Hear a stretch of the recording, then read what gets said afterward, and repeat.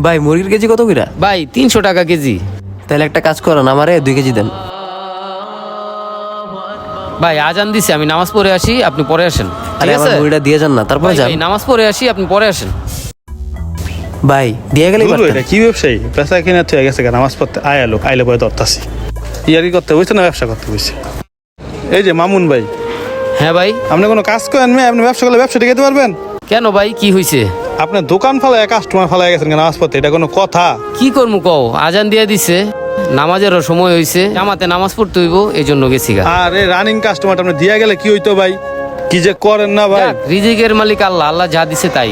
ভাইজান আমার কিছু মুরগি লাগবো বুঝছেন, পার ডে 6 টাকা হ্যাঁ, করে হ্যাঁ। দিতে পারবেন না? আচ্ছা। আমার রেস্টুরেন্ট আছে তো, প্রতিদিন 6 টাকা করে মুরগি দিবেন, পারবেন তো? ইনশাআল্লাহ, আলহামদুলিল্লাহ ভাই, হ্যাঁ দিতে পারবো। তাহলে কালকে থেকে দিয়ে দিন। হ্যাঁ ঠিক আছে, হ্যাঁ আচ্ছা, আসি ঠিক তাহলে। আছে। দেখছেন মেহেদি ভাই, রিজিকের মালিক আল্লাহ।